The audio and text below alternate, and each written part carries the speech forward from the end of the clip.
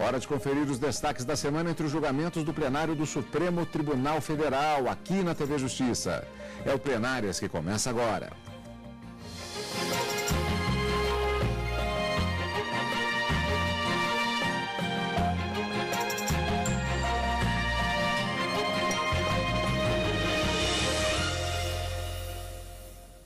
Hoje com os destaques das sessões dos dias 25 e 26 de março de 2015, respectivamente quarta e quinta-feira. Karina, havia uma perspectiva com relação a propostas de súmulas vinculantes, não foram debatidas ainda esta semana. A perspectiva é que os temas sejam retomados nas semanas posteriores, mas, de qualquer maneira, muita coisa, ou como você disse, foi uma semana bastante produtiva, inclusive com temas importantes. Precatórios, FGTS, a questão do serviço de policiais chamados de voluntários no estado de Goiás. Muita coisa para a gente conversar hoje, né? 4 grandes temas foram debatidos no plenário na quarta e na quinta-feira. Na quarta-feira, nós tivemos a conclusão da modulação dos efeitos da decisão que julgou inconstitucional parte da emenda constitucional 62 de 2009, que era a emenda que instituiu um novo regime de pagamento dos precatórios. Um julgamento que começou em 2013 e que agora, nesta semana, definitivamente houve uma resolução em razão dos votos proferidos pelos ministros em relação à modulação dos efeitos. A partir de que momento, então, a inconstitucionalidade dos pontos que o Supremo declarou como violadores da Constituição Federal passariam a valer definitivamente, é o que nós vamos trabalhar nesse programa. Na quarta-feira ainda, os ministros retomaram o julgamento de uma ação direta de inconstitucionalidade que trata das áreas remanescentes daquelas pessoas que se declaram descendentes dos quilombos, não é? Remanescentes das comunidades quilombolas. O voto proferido pela ministra Rosa Weber era um voto vista, já que o ministro aposentado César Peluso era o relator e já havia proferido o seu voto, mas o julgamento não continuou, foi interrompido em razão de um pedido de vista do ministro Dias Toffoli. Um tema também de suma importância que contava, inclusive, né, Carlos? Nós acompanhamos ao direto do plenário durante a semana várias pessoas interessadas no deslinde dessa ação direta de inconstitucionalidade estavam presentes no plenário do Supremo Tribunal Federal, mas ainda não conseguiram alcançar definitivamente o resultado por conta dessa suspensão do julgamento em razão do pedido de vista do ministro Dias Toffoli. E na quinta-feira, 2 temas também bastante interessantes. Uma confirmação da jurisprudência do Supremo em relação ao pagamento do FGTS, quando contratos celebrados com a administração pública são declarados nulos em razão da ausência de concurso público. Os ministros confirmaram o entendimento já anterior, no sentido de que é devido sim, é um direito do trabalhador que já teve descontado aquele valor do seu pagamento, né, que ele faça o levantamento, o saque do FGTS, embora o contrato com a administração seja declarado nulo. Foi apenas uma confirmação da jurisprudência. E um tema também polêmico e que acabou sendo julgada inconstitucional, uma lei do estado de Goiás que acabava, de uma certa forma, colocando um fim na possibilidade da contratação de pessoas voluntárias para o exercício de atividades próprias da Polícia Militar e Corpo de Bombeiros Militares naquele estado. Esse é um destaque da quinta-feira. Esse da quinta-feira. Esse julgamento também, veja, embora tenha havido uma declaração de inconstitucionalidade, não houve um resultado final, porque em relação à modulação de efeitos, não foi atingido o quórum mínimo de 8 ministros favoráveis à modulação para que isso acontecesse. Como o ministro Ricardo Lewandowski, presidente da Casa, estava em viagem oficial, os ministros, portanto, preferiram suspender o julgamento para tomar o voto do ministro, que pode ser decisivo nesse cômputo geral de 8 votos para se proceder à modulação dos efeitos. Mas que a lei do Estado de Goiás já foi declarada inconstitucional, esse quórum já foi alcançado. Pois é, e vamos rever, portanto, os principais momentos em relação a estes grandes temas que foram julgados nas sessões desta semana, começando com a sessão plenária da quarta-feira, portanto, dia 25 de março de 2015. O Supremo Tribunal Federal julgou a ação do Partido Democratas contra procedimento que regulamenta terras ocupadas por comunidades quilombolas, como já adiantou a Karina, e ainda retomou o julgamento de ações que tratam da modulação de efeitos de uma decisão sobre o regime especial de pagamento de precatórios. A sessão foi aberta com a votação da modulação dos efeitos de decisão do Supremo Tribunal Federal sobre precatórios. Em sessão do dia 14 de março de 2013, o STF reconheceu a inconstitucionalidade parcial da Emenda Constitucional 62 de 2009. O relator, ministro Luiz Fux, já havia votado no sentido da prorrogação do regime por mais 5 anos. Os ministros retomaram essa discussão. Estivemos tentando tabular as diferentes posições e eu gostaria de sintetizá-las e ver em que medida seja possível um consenso. Em seguida, devolvo a palavra ao eminente relator. Já votamos o ministro Fux, relator, eu, o ministro Theori e o ministro Toffoli. E nós estamos tentando produzir uma síntese das posições manifestadas até aqui. E, presidente, eu espero ser capaz de expressá-la e depois incorporar uma ideia que veio do ministro Gilmar Mendes sobre uma eventual delegação ao CNJ. Portanto, a combinação, presidente, é a seguinte: o ministro Luiz Fux propôs a modulação, dando uma sobrevida ao regime especial de pagamento dos precatórios por 5 anos. E convenhamos todos que, por ser uma questão orçamentária, convenhamos todos não, essa é a ideia, ainda não votamos, que sejam 5 exercícios, não propriamente 5 anos, é uma questão terminológica, mas pode fazer diferença.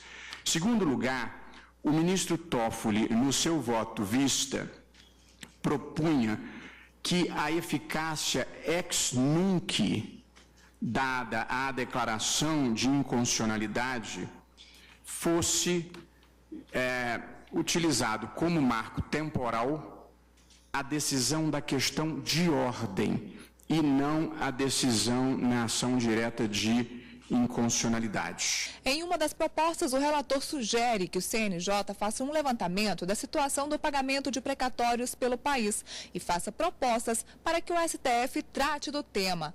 A maioria dos ministros acompanhou a decisão do relator. Ficou vencido apenas o ministro Marco Aurélio. O ministro Marco Aurélio fica vencido na modulação, porque não modulava, e a ministra Rosa Weber fica vencida em menor extensão, porquanto modulava apenas para que a eficácia se dê a partir do julgamento público.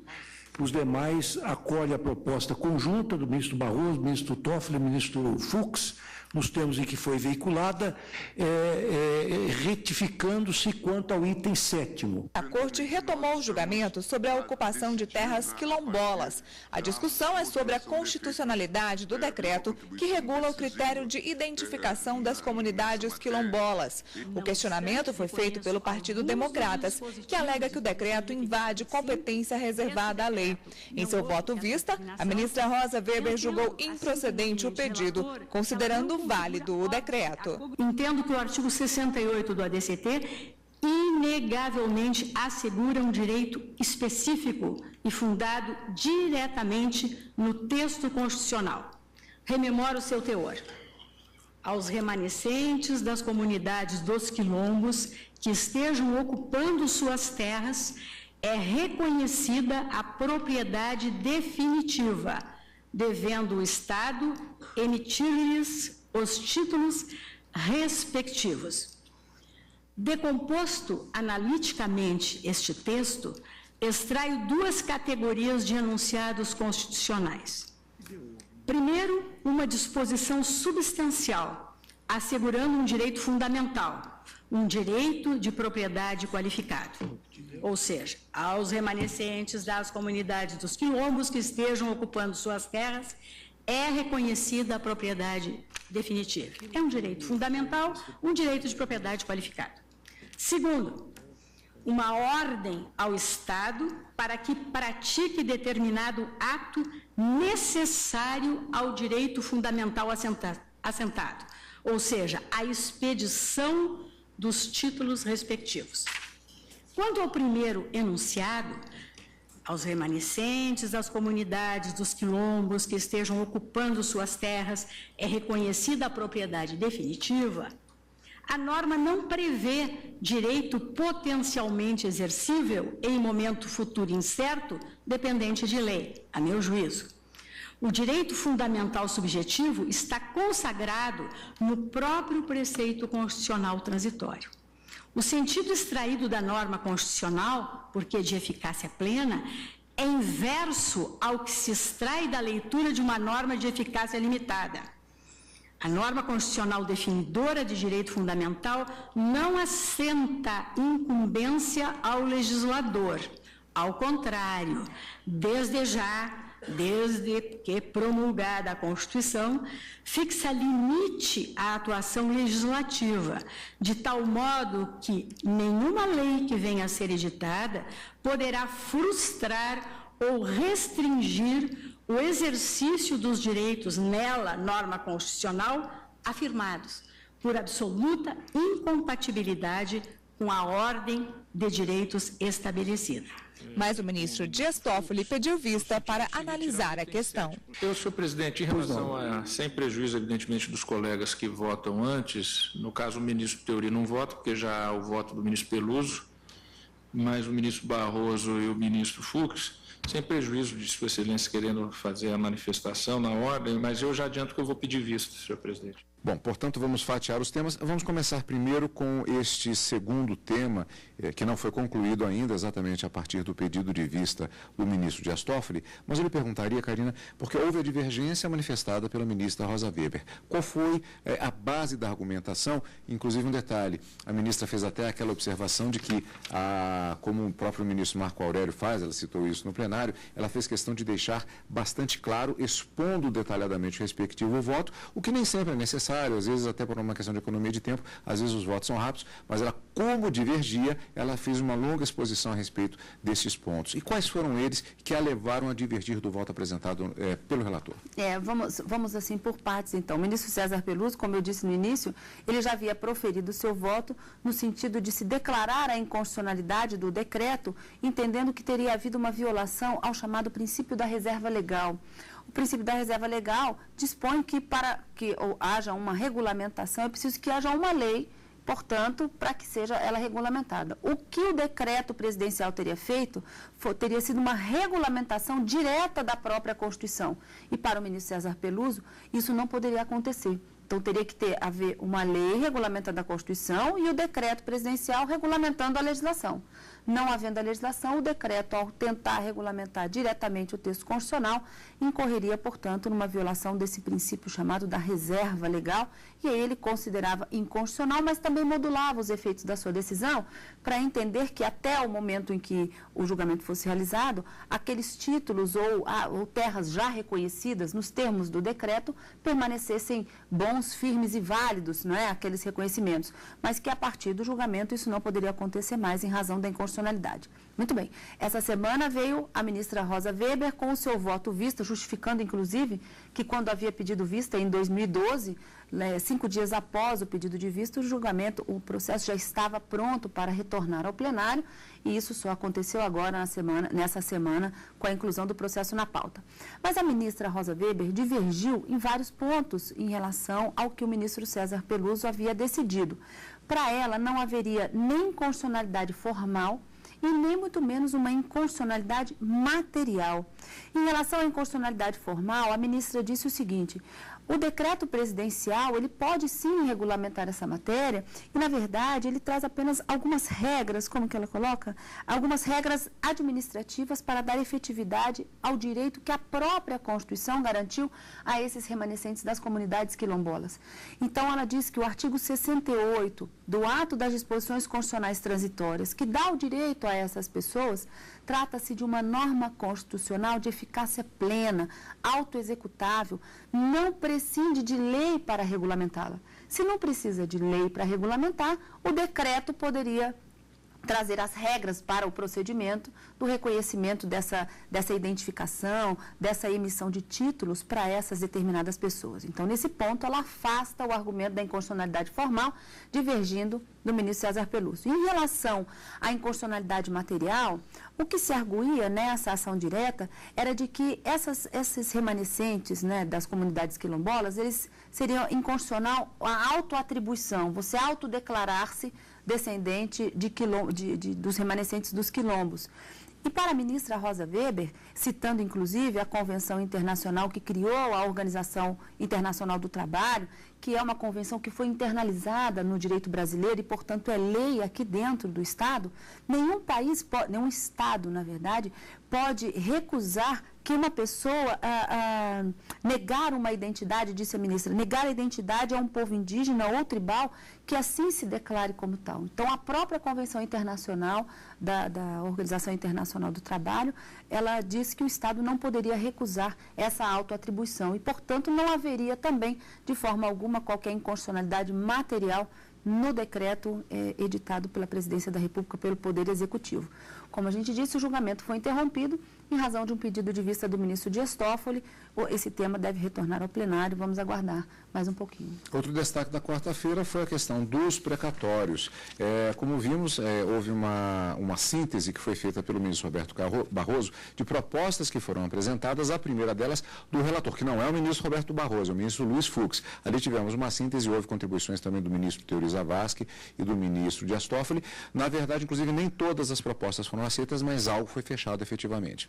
Os ministros, eles começaram a discutir esse assunto no início da sessão da quarta-feira, mas foi ao finalzinho da sessão da quarta, quando depois do intervalo, então, o ministro Luiz Fux, relator, conseguiu, de uma certa forma, condensar todas as contribuições feitas pelos ministros e até publicou no próprio site do Supremo Tribunal Federal, tem uma síntese dessa modulação dos efeitos de acordo com a decisão tomada pelo plenário na quarta-feira, dia 25 de março. E essa é a data que marca, não é, o término de algumas das circunstâncias que vinham sendo aplicadas no cumprimento dos precatórios, de acordo com a emenda 62, e a partir do dia 25, várias situações não podem mais ser consolidadas. Então, por exemplo, num dos pontos que ficou decidido é de que o índice para a correção monetária aplicado aos precatórios, de acordo com a emenda, seria o índice da TR. E, na verdade, o índice da caderneta de poupança, que seria o da TR, que para os ministros, quando do julgamento das duas ações diretas de inconstitucionalidade, seria um índice aplicável de forma inconstitucional, porque não refletiria definitivamente o valor da inflação. Então, esse índice os ministros julgaram inconstitucional e acabaram determinando que o IPCA-E, que é o índice especial, que já é utilizado para pagamento de precatórios federais, deveria também ser utilizado como índice de correção monetária para os precatórios a partir do dia da data de julgamento, 25 de março de 2015, e que, portanto, os índices aplicados anteriormente ficariam convalidados. Também leilões, formas de compensação, pagamentos à vista, todos que foram realizados até o dia 25 de março permaneceriam válidos, mas a partir dessa data também não poderiam mais. Mas todos os detalhes dessa decisão proferida estão publicados já no site do Supremo Tribunal Federal, vale a pena entrar para dar uma conferida. Como eu disse, muita coisa para a gente falar nesta semana. Vamos direto para a sessão plenária da quinta-feira, dia 26. O plenário do STF julgou a ação que discute a constitucionalidade da contratação de voluntários para a Polícia Militar de Goiás sem realização de concurso público. Os ministros ainda analisaram outra ação do Estado da Bahia que pedia a suspensão da inscrição do Estado em cadastro de inadimplentes. O autor da ação alega que a inscrição no Cadastro Único de Convênios, CALC, impossibilita que o Estado faça alguns convênios com a União e obtenha repasses internacionais. Pedia a suspensão da inscrição, alegando que não foi garantido o direito ao contraditório e ampla defesa. O relator, ministro Marco Aurélio, concedeu o pedido em parte, declarando que a União não pode impor obstáculos em qualquer acordo que a Bahia faça com o convênio CIAF. A leitura dessas comunicações revela que a restrição foi lançada sem que o autor, o Estado da Bahia, tivesse pleno conhecimento dos elementos necessários à apresentação de defesa. Com a notícia de reprovação das contas alusivas ao mencionado convênio CIAF 322-733, o órgão estadual solicitou ao fundo, por meio do ofício 481/2011, de 29 de dezembro de 2011, ante a perda da documentação em razão do incêndio mencionado, o fornecimento de cópia da prestação de contas final, para recompor o arquivo da Secretaria de Educação, bem como possibilitar à entidade conveniente identificar as unidades escolares executoras desses recursos.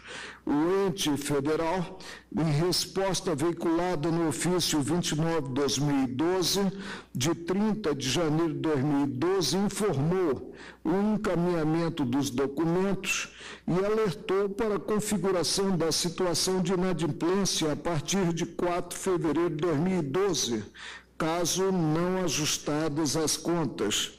Acontece que a mídia eletrônica fornecida pelo fundo com a documentação chegou danificada ao autor. Reenviados os arquivos, constatou-se também que não foram apontadas as unidades escolares executoras das verbas públicas repassadas por meio do citado convênio. Nota-se, portanto, não terem sido disponibilizados ao Estado da Bahia os dados essenciais à reapresentação da prestação de contas, sendo impróprio emprestar ao ente estadual a condição de inadimplente no tocante ao convênio CIAF 322733. A situação é, por esse motivo, presente a força maior, reveladora de ofensa aos princípios do devido processo legal, contraditório e ampla defesa. O plenário ainda julgou inconstitucional a Lei do Estado de Goiás que instituiu o Serviço de Interesse Militar Voluntário na Polícia Militar, recrutado sem concurso público. Esses voluntários teriam que cumprir as funções militares. O Estado alega que a contratação voluntária sem concurso foi necessária por conta do aumento da violência no Estado. Essa lei, ela é compatível com as normas gerais editadas pela União para tratar de acesso às polícias militares e aos corpos de bombeiros militares, inclusive na situação de voluntariado, né?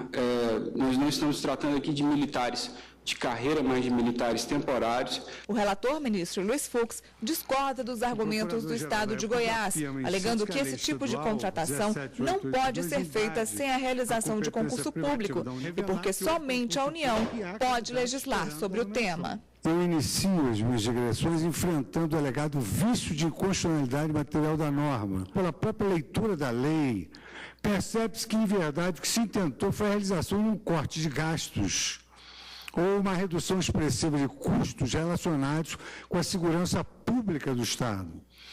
Ao possibilitar que voluntários tenham funções de policiamento repressivo e preventivo, além de terem direito a usar os uniformes, insígnias e emblemas utilizados pela Polícia Militar ou pelo Corpo de Bombeiros do Estado de Goiás, com a designação SV, artigo 19, recebendo inclusive subsídio, artigos 14 e 15, a lei objetivou criar policiais temporários, disfarçados sob a classificação de policiais voluntários, para a execução de atividades militares em detrimento à exigência constitucional do concurso público. Os ministros ainda observaram que o último concurso público aberto para a Polícia Militar foi impugnado, mas iniciaram um debate para determinar o prazo de 8 meses para que o Estado contrate policiais concursados. A modulação foi suspensa para aguardar o voto do presidente Ricardo Lewandowski, que está em viagem oficial. A situação de fato que se geraria de insegurança de se retirarem 2.500 policiais da sua atividade fim, eu acho que poderia ser traumática. De modo que mais 6 meses, pouco mais, eu acho que é indesejável, porém tolerável, de modo que eu estou acompanhando o relator. Sua Excelência indicou objetivamente razões de excepcional interesse público que justificam plenamente, de maneira inteiramente legítima, essa modulação no tempo da eficácia resultante da declaração de inconstitucionalidade. Acompanho, portanto, o eminente relator. Destaque da quinta-feira, acho que seria justamente essa questão de Goiás. Ficou decidido que é inconstitucional a forma de contratação. O que é que acontece agora? Eles não têm que ser agora, já na segunda-feira, porque foi declarado inconstitucional. Houve uma modulação, que o ministro até falou que não é algo desejável, visto a inconstitucionalidade, mas houve uma modulação de efeitos aí. Houve uma proposta de modulação, mas que ainda não foi concluída em razão da ausência do ministro Ricardo Lewandowski. São necessários 8 ministros para que a modulação aconteça. E essa modulação é para se saber o que vai acontecer com esses 2.500 policiais voluntários. Se eles deverão deixar os seus postos, não é? Deixarão de estar contratados pelo Estado a partir da publicação da ata do julgamento, ou se a partir de novembro de 2015, quando então vence o concurso público para a Polícia Militar, que foi realizado no Estado, para que o próprio governador possa, dentro desse prazo, até novembro de 2015, conseguir efetivar a nomeação de todos aqueles policiais concursados efetivamente, e aí fazer essa permuta, essa troca de voluntários por policiais efetivamente contratados. Então, ainda não há uma decisão acerca de que momento essa inconstitucionalidade vai ser efetivamente declarada, porque falta o voto do ministro Ricardo Lewandowski na modulação. E como a gente disse, para a modulação são necessários 8 votos favoráveis. Ministra Carmen Lúcia e ministro Marco Aurélio votaram contrário à modulação de efeitos. Então, suspenderam o julgamento para tomar o voto do ministro Ricardo Lewandowski, talvez na próxima sessão plenária. Bem, portanto, nós encerramos aqui o nosso programa Plenárias de hoje. Como na próxima semana nós teremos a Semana Santa, nós temos encontro marcado de qualquer forma na outra semana, não é isso, Karina? Exatamente. Quartas e quintas, ao vivo, no Direto do Plenário, e no final de semana com plenárias. Obrigado pela companhia, como sempre, é claro. E continue aqui, na TV Justiça.